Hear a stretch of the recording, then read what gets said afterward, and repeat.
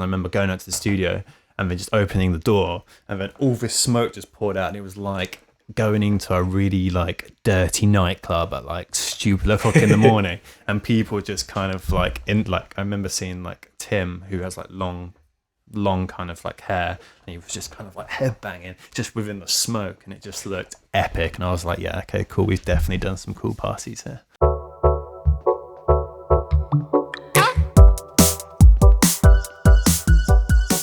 Yo, how's it going?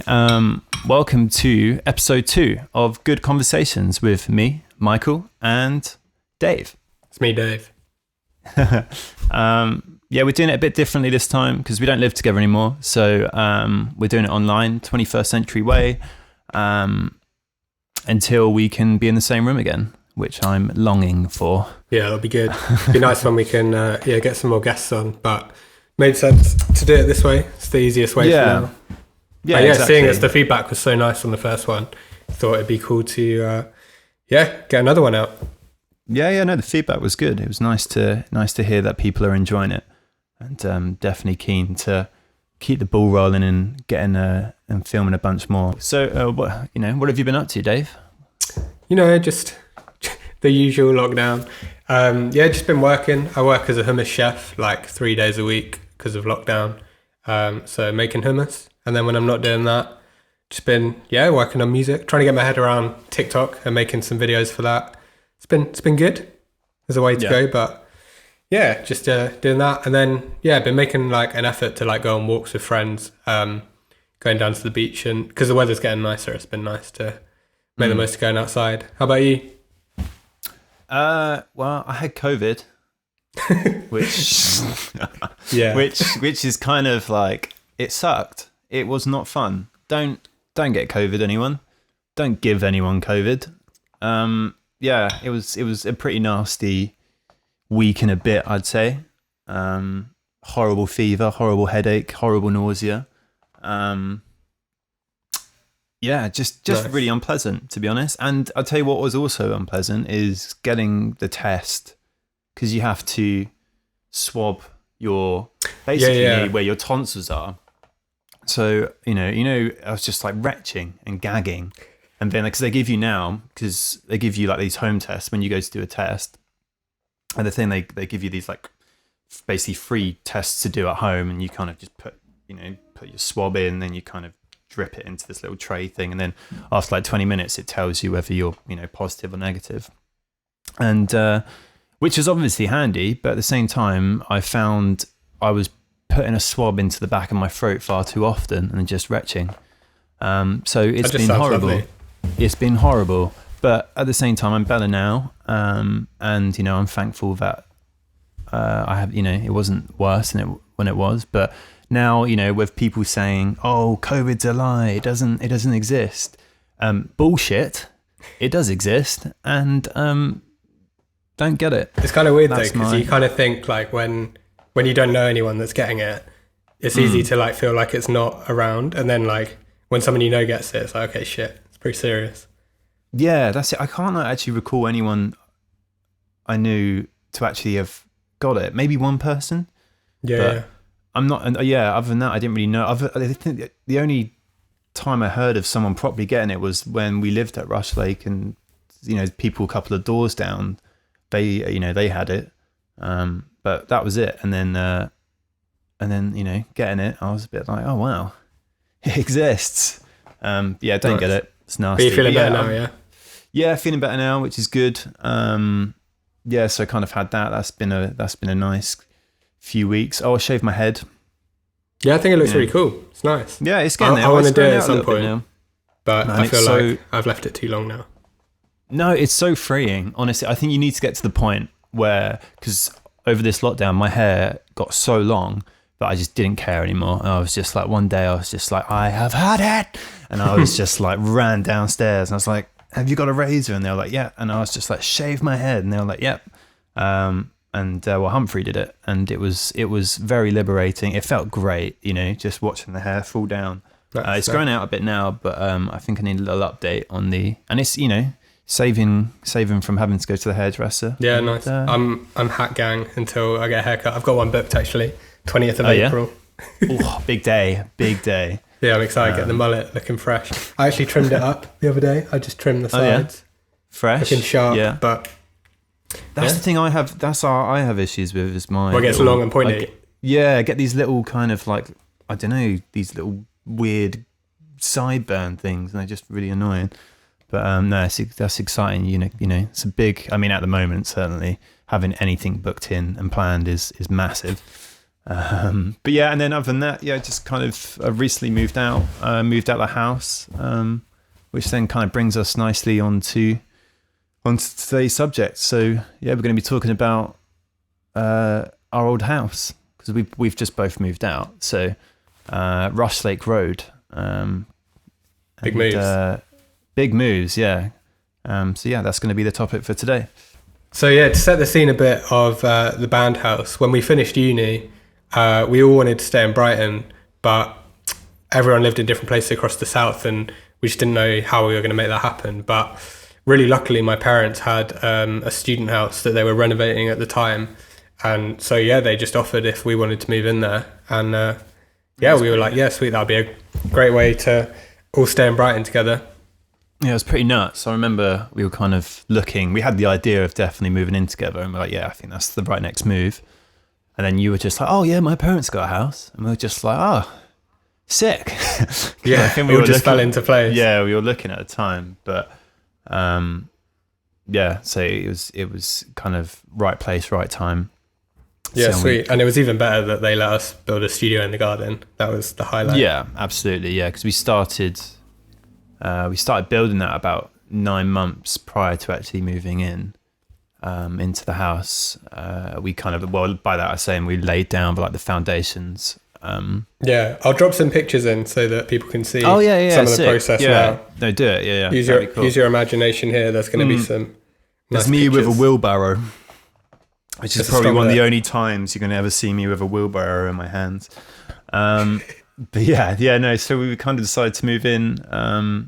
I can't remember what year it was now. It was quite, it would have been 5 years ago? 2016. Yeah. Jesus. Yeah. Sort of summer 2016. And you were the first to move in, weren't you? I was the first to move in, yeah. And it was, because it was the house was being renovated, right? And it was, I think it's safe to say it was a bit of a building site when I moved in. There was a lot to do, but there was a reason there was the delay. So my mum had a fire in the kitchen while she was cooking, and this was like a week before you moved in. Something so like that, the entire kitchen just got destroyed, and obviously that put the brakes on everything else. Yeah, basically. So I remember moving in, and then my dad was helping me, my dad's partner, and my nan and granddad, and we turned up to this house, and I was super excited and like really optimistic about it. And I was like, I kind of knew what the state of the house was in. And I walked in and I kind of took my stuff up to my room, and my room was pretty much the only clear, livable space at this point. Do you know I spent about 12 hours before you moved in, like just making that room bearable? Oh, really? I had to like shimmy stuff out of the way to be like, okay, you've got a bedroom. Well, you've actually got some room. I didn't know that, so I appreciate that. I remember moving, and then just my parents being like, "You can't live here. It's a building site," and I was like, "It's fine. Like, you needed to think of the big picture. It's like, what's going to happen. The music here and all the experiences." Definitely had to have some vision. Oh yeah, for sure. And they didn't see the vision. But I was just trying to like plaster that into their mind. But I think they were quite. They didn't think you were making. Maybe they thought you were making a terrible life decision. Perhaps, yeah. But I think I was, I think just overall they were quite unhappy to leave me at the end of that day in that kind of environment. But at the end of the day, it was thinking about the big picture. And I think, by the time everyone else was kind of moving in, we were all kind of like hands on and like kind of getting each room sort of like into a there was like couple months of move-in time, like for each of us, and then like in that time we were just getting the rest of the house done, and then it was in a livable state for a while. Still didn't end up finishing the studio until, when did you say it was? 2018, something like that. 2018. So we had a while there where we were still working on the studio, inevitably with a lot of DIY projects, things get pushed back. So yeah. Yeah, no, that was yeah, we'll talk about the studio a bit more in a little bit, but because you when you moved in, that was the first time you'd moved out from your family home. Yeah, literally, I just lived in my childhood home until I was 20. Stayed there for all of uni because we went to uni in Brighton, and it made sense to just stay there and save money.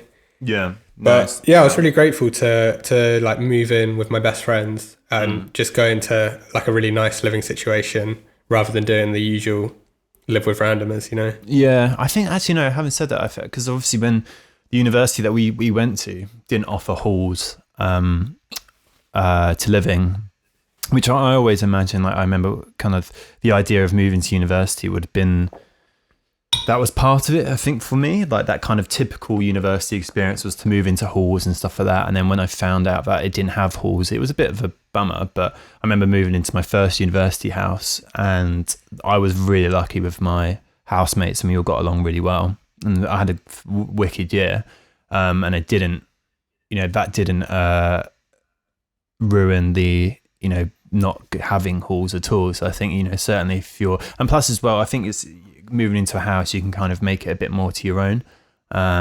Yeah, for sure. And like you said, if you're moving in with people that and like your friends, I think that kind of really helps out a lot as well.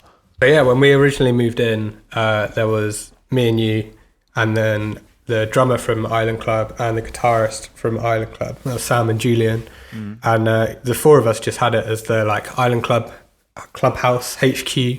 And we'd just use the living room as our like office hub, and just come up with loads of stuff from there. It was a good way to all be together and be able to put loads of time into the music we were doing.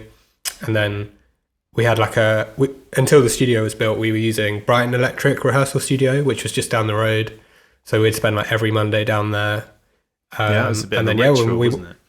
Kind of like Monday morning. Do you know we did it every day for a year one time. Every day? Every week. Every week for a year. Yeah. It was quite a religious. Well, because we used to get we used to do a whole day there. I think we used to get a bit of a student deal or something. I think we kind of rinsed that a little bit, even when we weren't students anymore. But I don't think they know that. But yeah, I think it was a good routine to get into. I think it was a really good way of just keeping. It was a good way of keeping like tight as like live performers, and then we could. It was a really good environment, especially when we were all like super excited and like focused living in that house. So yeah, I mean, obviously, as you can imagine, there's definitely positives and negatives of living in a house with your bandmates.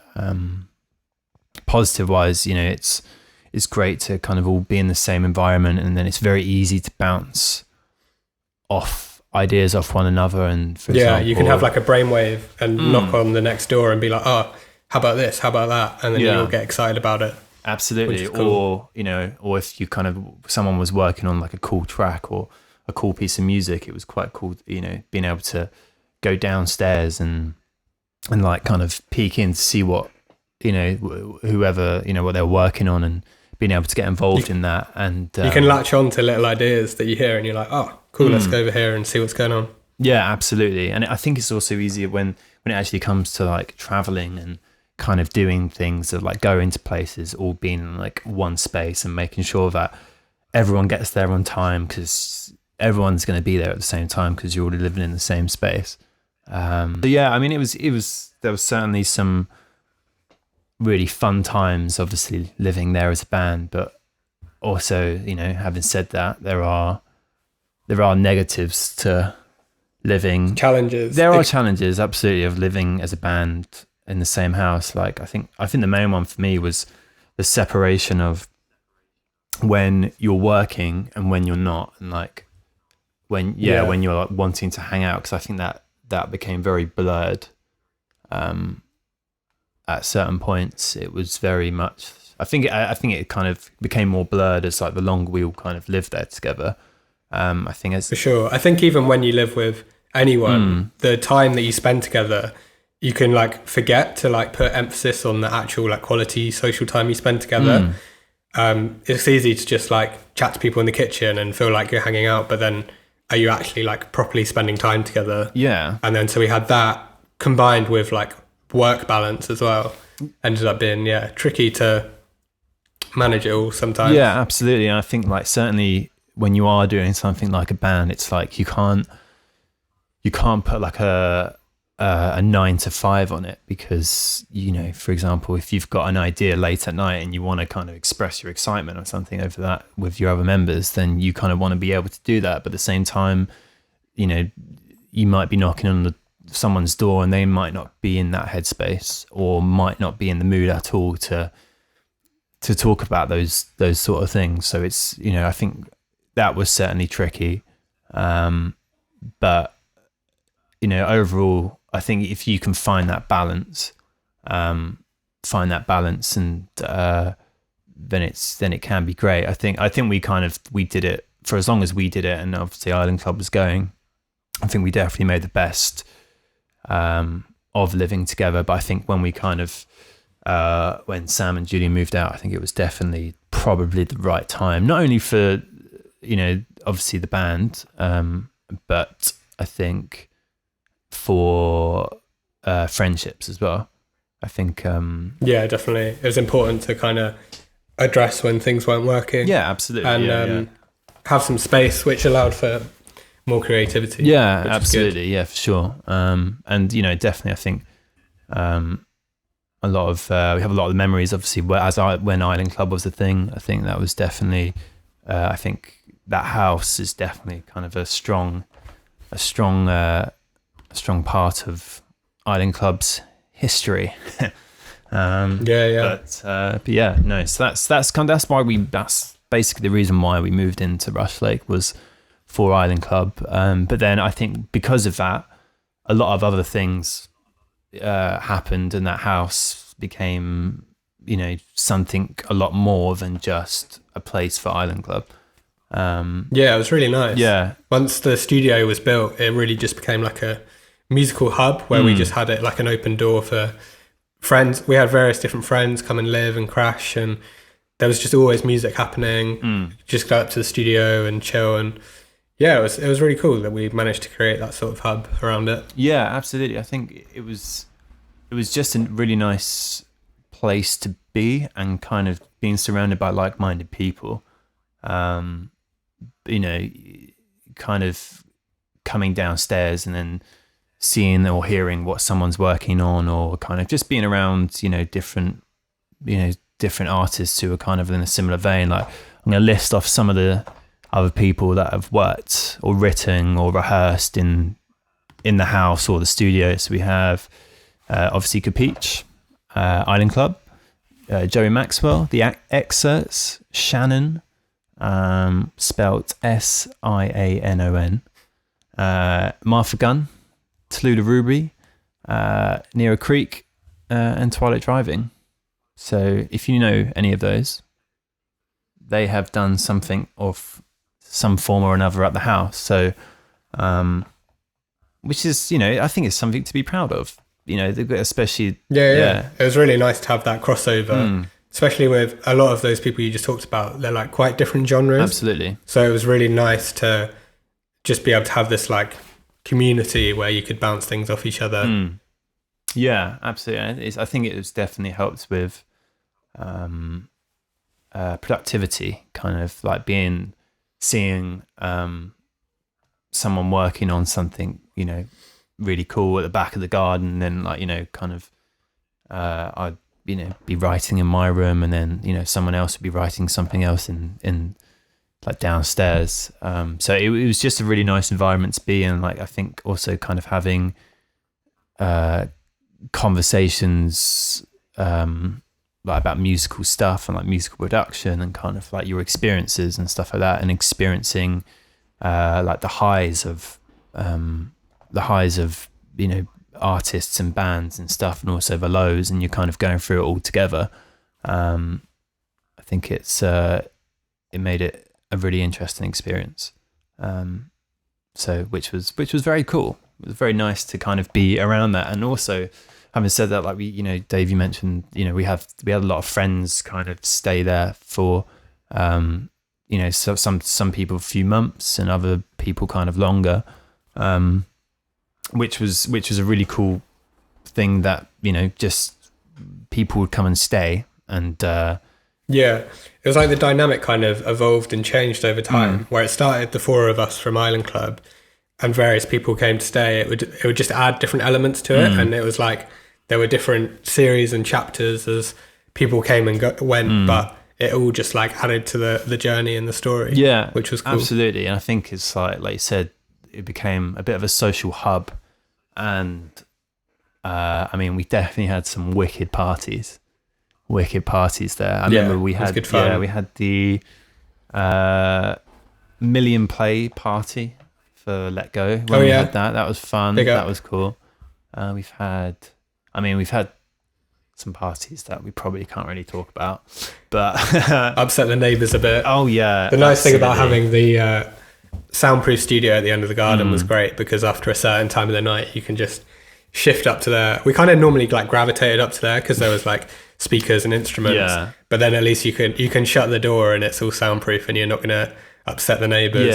And then you swing the door open and the sun's coming up and you're like, it's just happened again. Oh yeah, that's happened too many times. I remember the last party we had, which you were coming back from Scotland, so you only popped in, but we had it was just after my birthday, and we had quite a big party, and I think I got to about, it was quite late, and one of our friends, Tim, put like really heavy metal on, and it was just like rocketing through the house, and it was like God knows what time in the morning. I just remember like the neighbour, I didn't actually see this happening, but the neighbour just popped her head out the window and was like, can you not? And they were like, okay, sorry. So we took the party up to the studio, but my friend had brought a smoke, actually that's it also, because my friend had brought a smoke machine and a laser thing, so we had like, it was like a proper club, and but the smoke machine, I didn't know about that. It was wicked. But the smoke machine kept setting off the fire alarm, so the fire alarm went off about 10 times over the night. So then I got really I was like, okay, we can't do this. So we took everything out to the studio, and the studio doesn't have a fire alarm. And I remember, because I was socializing and stuff like bits and bobs, and I remember going out to the studio and then just opening the door, and then all this smoke just poured out, and it was like going into a really like dirty nightclub at like stupid o'clock in the morning, and people just kind of like I remember seeing like Tim, who has like long kind of like hair, and he was just kind of like headbanging just within the smoke, and it just looked epic, and I was like, yeah, okay, cool, we've definitely done some cool parties here.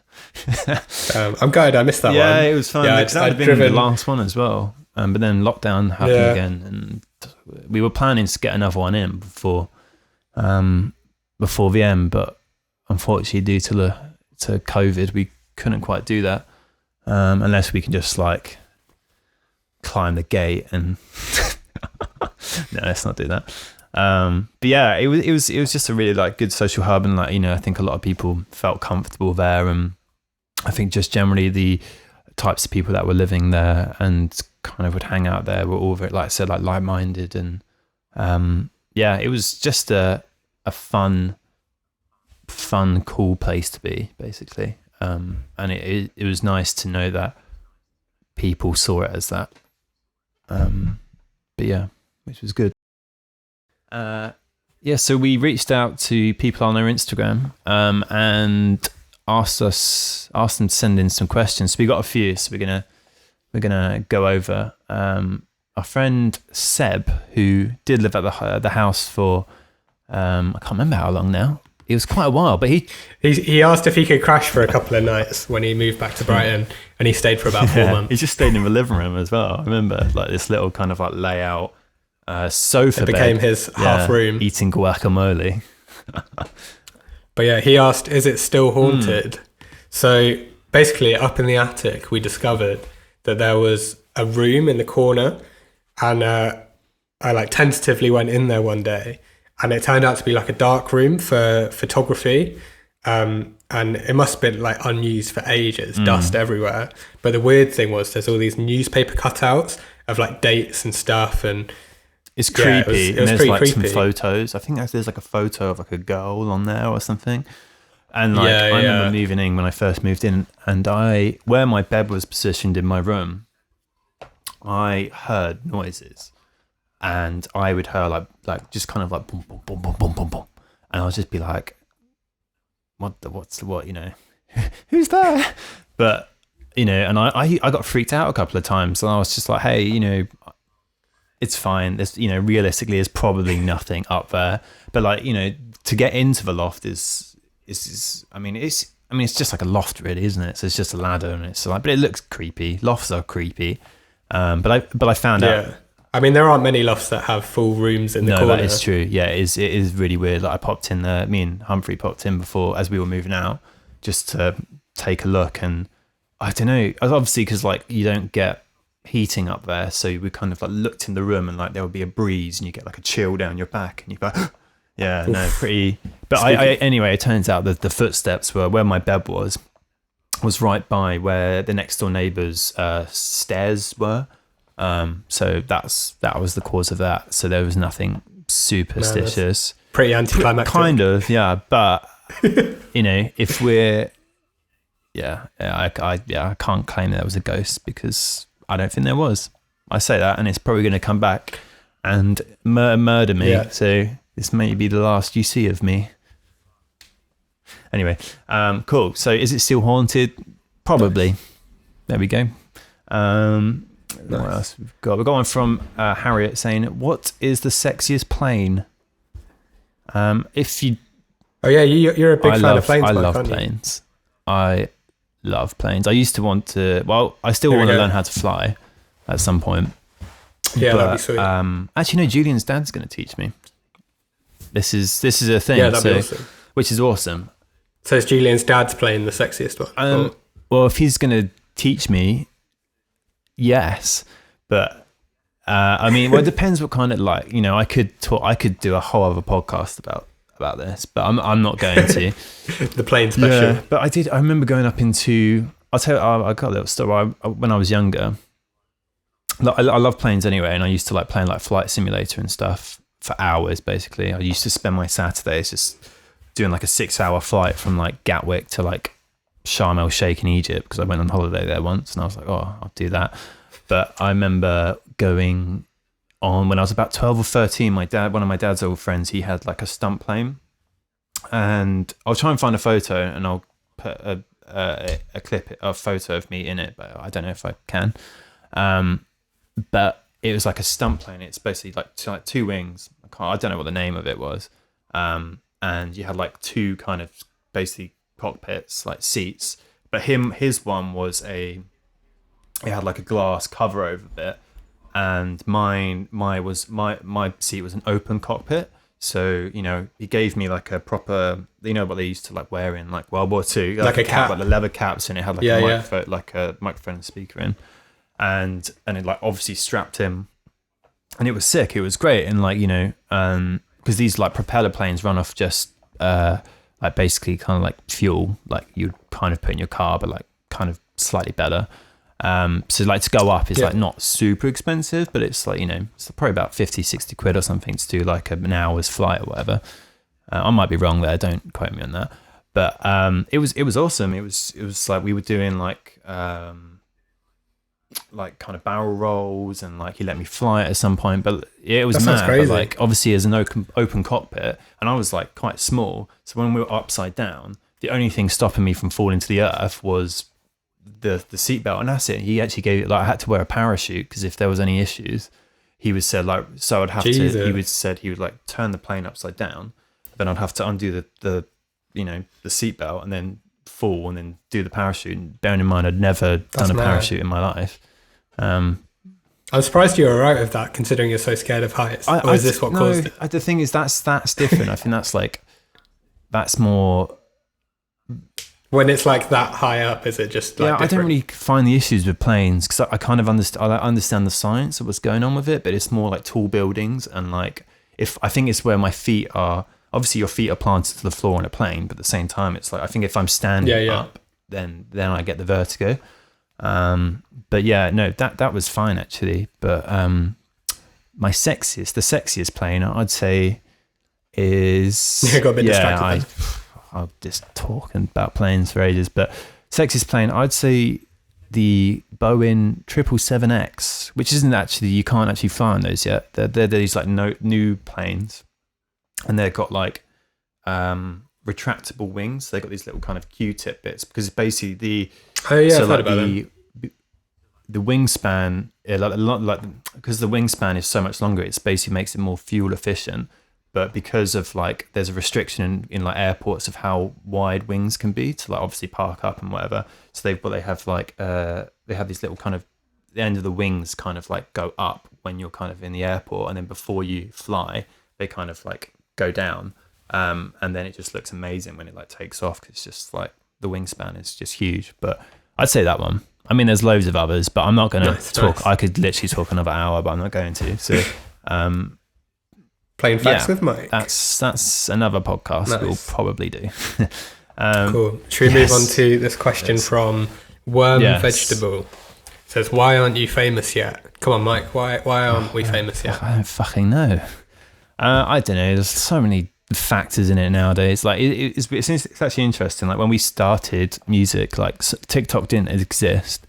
Now the whole industry has completely changed. Like you've got to be like active on like, you know, socials and stuff, and you just got to be persistent and, you know, write good music. Actually, to be fair, there's a lot of people who are famous and write rubbish music, which we won't get We're into. just gonna absolutely keep doing nothing and making stuff for sure. That we like. Yeah, no, I think that's it. It's just at the end of the day, it's just writing music that we love and having fun with it and enjoying what we're doing, and then you know, like I said, at the same time, keep grinding, kind of keep doing the content, and then just seeing what happens with it, and hopefully, you know, people will engage with it and enjoy it. Most of all, you know, that I think so. We'll have to wait and see. But realistically, Worm Vegetable, I don't fucking know. I think it's fine. Everything's fine. Okay, yeah, I don't know. Anyway. Nice one. And then what else have we got? Well, some people just sent in words, like Harry Morris said, maddest party. I mean, we've talked about the parties a bit, but yeah, I mean, Rustlake did have maddest, but I don't know if there were any standouts. I mean, the story about your smoke machine sounds pretty good. Yeah, I think it's the people. I mean, just the people and the environment that we created for the parties. They were just fun. They were good parties. And then Albie Lower said sex, and then he said house parties. I don't really know what he wants from that. I mean, like the house party thing we've talked about. I mean, like the sex one, does he want every like sexual encounter that's happening in the house? I mean, I don't feel comfortable talking in-depth history. I don't feel. I mean, I'll send you a private message or a voice message about that, Albie. Don't worry. And I'll make it sensual. I probably won't do that. No. Nice. Oh no, maximum film size forward. Oh, that's fine. Yeah, I don't know about that one, but that's great. And that concludes our epic question segment. All right. Let's finish on now that obviously that we don't live at Rustlake anymore. Where have we moved on to, and what's the plan now that we obviously don't have that studio? Do you want to start, Dave? Where have you moved to? Yeah, so I'm still in Brighton. Well, actually in Hove. Just got a 1-bed flat with my girlfriend down by the sea, and really enjoying it. It's the first time I've lived anywhere other than my childhood house or the band house. But yeah, it's a nice change of scenery. Like, it's really nice to be a lot more central in town, because where we used to live was right on the outskirts. So it's like a whole different perspective on the same city, which is really nice. Good location you've got as well. Right by the sea, in the middle of town. It's perfect. Like, because where we lived, Rustlake was on the edge of Brighton. So getting into town, it wasn't like it wasn't a ball ache, but it wasn't. You just had to plan basically your trip out, whereas like I can just go out my front door and be in the heart of it now. But yeah, I'm looking forward to like when everything opens up properly and actually getting the rest of the experience. And Brighton's so good when it's summer and there's like festivals going on. So yeah, all of that to come will be nice. Yeah. But Nice. just chilling for now. Yeah, so How about I you? have moved back home for a little bit. I am fortunate that, well, my parents are split up basically, so I can split my time between there. Wow, so I fortunate. mean, to be fair, it's, you know, well, they're oh, no, No, I was joking. They're happier, so it's fine. But no, so my mum lives in Stevenage, so I'm, you know, spending some time here, and then my dad lives in Cambridge, so I'll be spending some time there. Also, I'm quite lucky in a way. So my nan and granddad have just moved. Well, beginning of last year, they moved to a place called near Stoke Ferry, or the village is called Stoke Ferry or something like that. But they've moved in this like nice country house, and they've got this like outhouse in the back garden, which they'd never actually used. They just basically said you can turn it into a studio, which is awesome. So obviously, once I have given it a couple more weeks, and I definitely know my COVID is out of my system, I am going to go there and set up my new studio. And yeah, it's gonna be really it'll be like it'll be great, especially in the summer. Like the location is wicked, and yeah, no, it'll be cool. Have to definitely, once things ease up, you have to come up and have to spend some days there and do some writing sessions and stuff there, because it's a really nice place to be. Yeah, but yeah, sweet. so I'm kind of splitting the time between those three places, which is really good. And, you know, gonna get my driving sorted, because I don't drive yet. But yeah, well, I hadn't had really the need to, because I lived in Brighton, but I want to get that sorted. So kind of obviously driving down to Brighton and stuff like that is easy. But yeah, no, it's just, to be fair, it's been very chilled, kind of the adjustment of moving back home. But you know, I've like, you know, it's for me, it's easy because jumping on the train to Brighton is just like, it's just a couple of hours. So and I definitely, especially now the weather's starting to warm up, I definitely want to be coming down to Brighton at least once a month and, you know, doing some work and then hanging out with some people. So yeah, no, it's good. Nice. Yeah, and saving money as well, which is sick. Yeah, but yeah, that's pretty much about it. But yeah, no, I think it's like, you know, I guess as a conclusion, Rushlake was a wicked experience.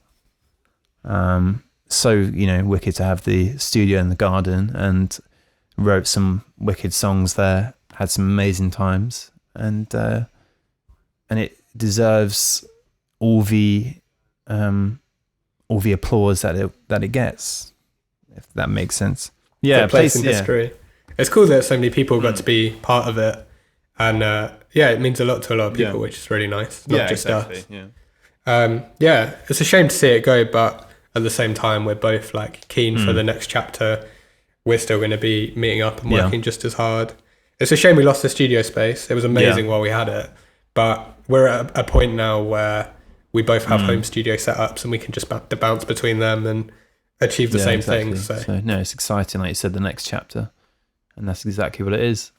But yeah, I mean, I guess that's pretty much it. I think, but this is, you know, a shorter episode of the podcast today. But we're, you know, next time, well, by the time we record the next one, restrictions would have eased up. So we definitely want to, the next one we record will hopefully, fingers crossed, be in person, get some more guests on. If you've got any ideas for guests, you know, hit us up. We've definitely got some ideas, but we'd love to hear what you've got, what you guys think.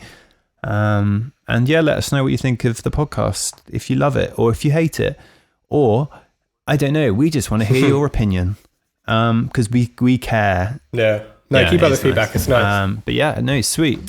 And leave, like, comment, and subscribe. Do those all that good stuff. things, because they love it. Love it? I don't know what I'm saying. We love it. I don't know. That sounded really fake, didn't it? No, we do love it. Okay. But yeah, safe. Cool. Yes. Stay safe and sustainable. And we love you. Okay. All right. Peace out. Nice.